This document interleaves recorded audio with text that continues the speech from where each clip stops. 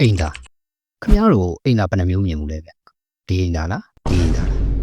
ဒါပေမဲ့ကျွန်တော်ပြပြမှာဒီအိမ်သာတွေမဟုတ်ပါဘူးခမရတို့အခုဖုန်းလေးတစ်လုံးက YouTube ကြည့်ရင်အိမ်သာထဲမှာအေးအေးဆေးဆေးအနားယူနေတာလားโอเคခမရတို့ကတော့အေးဆေးပါပဲဒါပေမဲ့ခဏလောက်စိတ်ကူးရင်ကြီးအောင်ခမရထိုင်နေတဲ့အိမ်သာကောင်ကရုတ်တရက်အေးဆက်ဆက်ကြောက်တုံဖြစ်သွားပြီအခုအိမ်တွေနဲ့အနမ်းအသက်ကလည်းနန်းစောနေတယ်ဆိုရင်ခမရဘာလုပ်မလဲဟုတ်ပါတယ်ခမရကူရောက်နေတာကလွန်ခဲ့တဲ့နှစ်ပေါင်း800ကရဲတိုက်ကြီးတစ်ခုရဲ့အိမ်သာထဲမှာပါဒီနေ့ကျွန်တော်ပြပြမှာကရဲတိုက်ကြီးရဲ့ခမ်းနားမှုအကြောင်းမဟုတ်ပါဘူးရဲတိုက်ကြီးရဲ့အနမ်းအသက်ဆိုးဆုံးအစုံပြတ်ဆုံးနဲ့ကြောက်စရာအကောင်းဆုံးအိမ်သာလှုပ်ဝက်ချက်တွေအကြောင်းပါဒီဗီဒီယိုလေးကိုအဆုံးထိကြည့်ဖို့တော့လိုလိမ့်မယ်ဘာလို့လဲဆိုတော့အဆုံးမှာခမရသိလိုက်ရမယ့်အချက်ကခမရအခုထိုင်နေတဲ့အိမ်သာကုန်းပေါ်ကနေချက်ချင်းထပြေးခြင်းတွေပေါက်သွားစီမှာမလို့ပါကဲခမရလဲခေရအောင်ရှင်ရဲတိုက်ထဲမှာဘိုက်ကရုတ်တရက်နာတာပြီခုခေတ်လိုမျိုးအိတ်ခမ်းပေးမှနေအိမ်သားရှိတာမဟုတ်ဘူးဗျရဲတိုက်ကြီးတွေမှာအိမ်သားတွေကိုအပေါ်တဲ့အမြင့်ကြီးတွေမှာစောက်ထားတာများပါတယ်။ဘာကြောင့်လဲဆိုတော့အညစ်အကြေးတွေအောက်ကိုကြားတဲ့အခါမှာအနံ့ကအပေါ်ကိုရှင်းရှင်းပြတ်မတက်လာအောင်လုပ်ပါခမ ्या ကဘိုင်းနာနေတဲ့ကြားတွေကပဲကြောင်းရင်တီကားကိုပြီးလွှတ်တက်ရတော့ဒီနေရာမှာစဉ်းစားကြည့်ပါခမ ्या ကခေါင်းဆက်စီဆုံးတန်ကြကအင်ဂျီကြီးကိုဝတ်ထားတယ်လက်ထဲမှာကလည်းလှမ်းဦးကင်ထားတယ်ဒီကြားတွေကမှလှေကားအဆင့်50လောက်ကိုအောက်ကဘုံမထွက်အောင်ထိပြီးတက်ရတဲ့ဒုက္ခပါအလဲခေသူရဲကောင်းတွေရဲ့တကယ်ရန်သူကတစ်ဖက်ကစစ်တက်မဟုတ်ပဲအင်းသားလီကားတွေဖြစ်နေနိုင်ပါတယ်အပေါ်ကိုရောက်တဲ့အချိန်မှာလေခမ ्या ရဲ့စိတ်ဓာတ်တွေမကပဲခမ ्या ရဲ့ထိန်းချုပ်မှုတွေပါပောက်ကွဲမတက်ဖြစ်နေမှာပါကဲလီကားတွေကိုတက်ပြီးအင်းသားတွေကိုရောက်ပြီးဆိုပါလို့အဲ့ဒီမှာရှိတဲ့အင်းသားကိုတော့ဒီလိုမျိုးခေါ်ပါတယ်နာမည်ကတော့စမ်းကြယ်သလိုလိုဘာလိုလိုနဲ့တကယ်တမ်းကရဲတိုက်နေရန်ကနေအပြင်ကိုစွန့်ထွက်နေတဲ့ကြောက်တုံးတက်တာလေးပါအထဲမှာကြောက်တုံးပြားကြီးဒါမှမဟုတ်ရင်တက်သားပြားကြီးကိုအဝိုင်းလိုက်ပေါက်ဖောက်လာတယ်အောက်ကိုငုံကြည့်လိုက်ရင်ဘာရှိမလဲဘာမှမရှိပါဘူးဟိုအောက်ကကျုံးလေးကိုဓာတ်ရိုက်မြင်နေရတဲ့လေယာဉ်ကြီးပဲရှိပါတယ်ပေ50 60လောက်မြင်တဲ့အဲ့နေရာကနေခမရကိစ္စဝိဇ္ဇာလွတ်ချလိုက်ရင်အဲ့ဒါတွေကရဲတိုက်နေရန်အတိုင်းပဲဒီပုတ်ဆိုပြီးအောက်ကိုကျသွားမှာပါအောက်မှာရေရှိရင်တော့ကန်ကောင်းပါတယ်ရေကတည်သွားပေးပါကန်မကောင်းတာကကျုံးလေးကရေဖြစ်နေတော့စီးစင်းမှုမရှိပဲအဲ့ဒီမှာရင်တောင်းတင်နေရပါအဆိုးဆုံးကစောင်းနေမှာအေးဆက်နေတဲ့ကြောက်တုံးကြီးပေါ်မှာဖင်ခုထိုင်ရတာကခမရရဲ့ဖင်ကိုရေခဲရင်းလဲတူပါပဲအဲ့ဒီမှာတစ်တော့ကြည့်ဖို့ထိုင်က9မိနစ်ဆက်ပို့ထိုင်ရင်တော့ခမရရဲ့ဖင်နဲ့ကြောက်တုံးကကပ်ပြီးပါသွားနိုင်ပါတယ်ဒီနေရာမှာတစ်ခုပြောပြပါမယ်ဒီစကလုံးကပြင်သစ်စကားဒီကနေလာတာပါဒိတ်ဘယ်ကဝစ်စားတွေကိုစောင့်ရှောက်ပေးသူတဲ့အံ့ဩသွားပြီလားအိမ်သာကဘလို့လို့ဝစ်စားတွေကိုစောင့်ရှောက်မှလဲအမှန်တကယ်အကြောင်းရင်းကအဲ့ဒီခေတ်ကလူတွေကအိမ်သာကထွက်တဲ့အမိုးနီးယားအနံကသူတို့အဝတ်စားမှာကတ်နေတဲ့ပိုးမွားနဲ့လေးတွေကိုသိစေနိုင်တယ်လို့ထင်ကြပြီးအဝတ်စားတွေကိုအိမ်သာနေရာမှာလာရှိထားကြတာပါစဉ်းစားကြည့်လိုက်ခမရရဲ့တန်ဖိုးကြီးဝတ်စုံတစ်ခုကအိမ်သာနဲ့နေတဲ့တင်းပြက်နေရမျိုးပါဒါကတော့အဲ့ဒီခေတ်ကရေမွေးတစ်မျိုးပဲဗျကဲခုအရေးကြီးတဲ့အပိုင်းကိုရောက်ပါပြီခမရကိစ္စဝိစ္စတွေပြီးသွားပါပြီတန်ရှင်းဘယ်လိုလုပ်မလဲ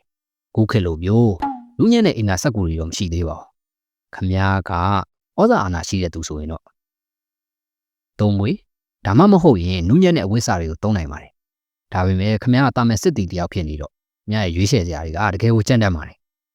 မျက်လျှောက်တွေတိရွတ်တွေဒါမှမဟုတ်ပူဆိုးတာကကြောက်တုံးတွေနဲ့ပုတ်တိုက်တန့်ရှင်းရတာပါဟုတ်ပါတယ်ခမရကြတာမှန်ပါတယ်ကြောက်တုံးနဲ့ပုတ်တိုက်ရတာရိုမန်ခေတ်ကဆိုရင်ဒုံချောင်းထိပ်မှာရေမြုပ်တက်ထားတဲ့ဇိုင်းလိုပုန်ကီယန်ကိုအများဆုံးအိမ်သားတွေမှာအလဲကျသုံးရပါတယ်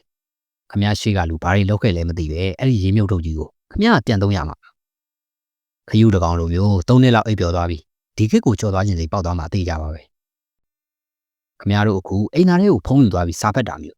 ဗီဒီယိုကြည့်တာမျိုးတွေလောက်ကြတယ်မလားအလဲခေတ်ကလူတွေလည်းအဲ့ဒီအတိုင်းပဲဗျဒါပေမဲ့သူတို့ကဖုံးကြည့်တာမဟုတ်ပဲနဲ့အိမ်သားနေရာမှာစာရေးတာပါသမိုင်းပညာရှင်တွေကအလဲခေတ်အိမ်သားဟောင်းတွေရဲ့နေရာမှာ50ကြီးအများကြီးကိုတွေ့ခဲ့ရတယ်လို့ဆိုပါတယ်အဲ့ဒီမှာဘာတွေရေးထားလဲဆိုတော့တယောက်ကိုတယောက်ဆဲထားတာတွေဗျတချို့နေရာတွေမှာတော့ခပြားတူလေးတွေနဲ့ရေးစရာရုပ်လေးတွေပါဆွဲထားတာပါဆိုလိုတာကခမရတို့အခု Facebook comment ပေါက်ထဲမှာရန်ဖြစ်နေရတာကလွန်ခဲ့တဲ့နှစ်ပေါင်း800ကအိမ်သာနေရာမှာရန်ဖြစ်ခဲ့ကြတဲ့အလေးထားကနေဆင်းသက်လာတယ်လို့ပြောရင်တော့ရပါတယ်အဲ့ဒီခေတ်မှာအိမ်သာနေရာတွေကဒီနေ့ခေတ်ရဲ့ social media တွေပဲပေါ့ဒါနဲ့အောက်ကိုကျသွားတဲ့ညီကြီးတွေကဘယ်ကိုရောက်ကုန်လဲမရောက်သေးတာတကယ်ရောသူတို့ကလူတွေရောက်ပျောက်ကုန်သွားပါဘူးဂျုံနေဒါမှမဟုတ်ရင်ရဲတိုက်ရှိရင်မှစုပုံနေတာပါ အဲ့ဒီမှာပေါ်လာတာကတော့အလဲခေရဲ့အဆိုးရွားဆုံးအလုပ်တစ်ခုဖြစ်တဲ့ဂုံးဖာမာတွေဒီလူတွေရဲ့အလုပ်ကညဘက်မှာလူတွေအိတ်နေတော့အဲ့ဒီအညစ်အကြေးကြီးတွေကိုလက်ခေါ်ပြားနဲ့ရှင်းရတာပါခင်ဗျာတစ်တော်ကြီးကိုအချိန်ဖြုံးနေတဲ့3 နာရီအတွင်းမှာသူတို့ကတော့ဒူးလောက်ထိနစ်တဲ့အညစ်အကြေးတွေကြားထဲမှာလှုပ်လှုပ်နေရတာပါသူတို့ကညဘက်ပဲလှုပ်ပါတယ်ဒီလှုပ်သမားတွေမှာကောင်းတဲ့အချက်တစ်ခုတော့ရှိပါတယ်အဲ့ဒါကလာတာများတာခင်ဗျားသာအနံ့ခံနိုင်ရရှိမယ်ဆိုရင်အဲ့ဒီခက်ကတရေဖြစ်ဖို့လမ်းလာပြီပေါ့ဒါပေမဲ့သတိထားပါတချို့ခေါင်းဖန်မာတွေကအင်နာချင်းတွေကထွက်လာတဲ့အစိတ်ငွေတွေကြောင့်မူးလဲကြပြီအဲ့ဒီမှာတင်အသက်ပြောက်သွားတာတွေရှိခဲ့ဦးပါတယ်ကဲခုရဲတိုက်ကြီးကိုပြန်သွားရအောင်ရဲတိုက်ဆိုတာကဘာပေါ်မှာခိုင်မာဆုံးခန့်တဲ့ကြီးပါရန်သူတွေကဒကမာကြီးကိုဘယ်လိုမှဖွင့်လို့မရပါဘူးဒါဆိုရင်သူတို့ဘယ်ကနေဝင်မလဲအဖြေကတော့ခမရခုနကတက်ခဲ့တဲ့အင်နာပေါက်ပါပဲသမိုင်းမှာတကယ်ရှိခဲ့ပါတယ်1204ခုနှစ်မှာဒီရဲတိုက်ကိုပြင်သစ်စစ်သားတွေတိမ့်ပိုက်တော့ကအင်နာပေါက်ကနေတဆင်တက်ခဲ့ကြတာပါခမရစဉ်းစားကြည့်ပါ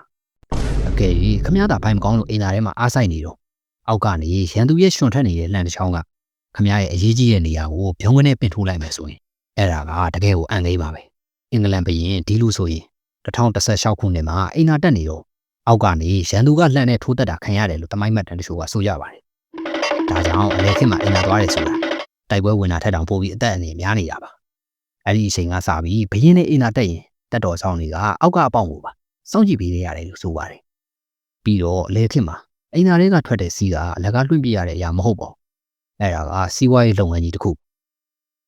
ခမရရဲ့စီးကိုစူလောင်းပြီးရောင်းလို့ရပါတယ်ဘာလို့လဲဆိုတော့အဲ့ဒီခေတ်ကဝက်ထဲလုပ်ငန်းတွေမှာအယောင်ရှုပ်ဖို့အတွက်ကိုစီးကိုအဓိကသုံးရလို့ပါဒီအကြောင်းတွေကိုကျွန်တော်ရှေ့ပုတ်တွေမှာလည်းပြောပြထားပါတယ်ပြီးတော့အခုခေတ်မှာရှေးအောင်သုတေသနပညာရှင်တွေအတွက်အဖို့တန်ဆုံးနေရာတွေကရဲတိုင်းအင်နာချင်းဟောင်းနေပဲဗျသူတို့ဘာတွေစားခဲ့လဲဆိုတာကိုအဲ့ဒီတွေကကြောက်ဖြစ်နေတဲ့အညစ်အကြေးတွေကိုကြည့်ပြီးသိနိုင်ပါတယ်အဲ့ဒီခေတ်ကမင်းသားတစ်ပါးကတဖန်သီးစားခဲ့လားဒါမှမဟုတ်ရင်အသားစားတာများလားဆိုတာကိုအင်နာချင်းတွေကအကျွင်းကြံတွေကတက်တည်ပြနေတာအခုတော့အဲ့ဒီအညစ်အကြေးဟောင်းတွေကသမိုင်းဝင်ရေးနာတိုက်ကြီးတွေဖြစ်နေပါပြီအင်နာအကြောင်းပြောရင်ဒီလိုအကြောင်းကမပါရင်မပြီးပါဘူးခင်ဗျာဘီရဲ့အချက်ဆုံးတကယ်ချင်းဖြစ်ရှင်သလားဒါဆိုရင်တော့ ground of the stew လို့ပြင်ထားလိုက်ပါဘယင်ကိုတန်ရှင်းလုပ်ပေးရတာပါဒီအကြောင်းကိုလည်းကျွန်တော်ရှေ့မှာပြောပြထားပါတယ်နောက်ပြီး1184ခုနှစ်မှာဂျာမနီကအာဖတ်မြို့မှာစီးဝေးတစ်ခုလုပ်ကြပါတယ်အဲ့ဒီမှာမူးမတ်တွေတတိတွေအများကြီးရောက်လာကြတယ်ပြဿနာကစီးဝေးလုပ်တဲ့အဆောက်အုံကဟိုဟောင်းနေပြီးတော့လူတွေရဲ့အလေးချိန်ကိုမခံနိုင်တာပါဂျိုဒီယာဆိုလို့ကျင်းမြင်ကြီးပြေးကြသွားပါတယ်အဲ့ဒီအောင်မှာဘာရှိလဲသိလားအိမ်သာချင်းအဟောင်းကြီးမူးမတ်ပေါင်း60ကျော်ကအဲ့ဒီအညစ်အကြေးတွင်းကြီးရဲကိုပြုတ်ကျသွားပြီအညစ်အကြေးတွေထဲမှာနေနှစ်သိကုန်ကြပါတယ်ဒါကသမိုင်းမှာအဆိုးရွားဆုံးနဲ့အရေးအရာဆုံးအိမ်သာမတော်တဆမှုပါခင်ဗျားစဉ်းစားကြည့်ပါသမိုင်းဝင်အစည်းအဝေးတစ်ခုကိုတက်ရင်နောက်ဆုံးမှာတော့ရှိတဲ့နှစ်တည်သွားရတဲ့ပိုဆိုးတာဘာရှိအောင်ပါလဲကဲအခုဆိုရင်ခင်ဗျားအလဲခက်ကအိမ်သာတွေအကြောင်းကိုတော်တော်လေးသိလောက်ပြီးထင်ပါတယ်ခင်ဗျားရဲ့ခုလက်ရှိအိမ်သာလေးကဘလောက်တောင်ကောင်းငင်ပုံနဲ့တူတလဲဆိုတာခံစားမိပါပါကျွန်တော်ကခွတ်ပါနောက်ဗီဒီယိုမှာပြန်တွေ့ကြပါမယ်သတိနဲ့အိမ်သာတက်ကြပါ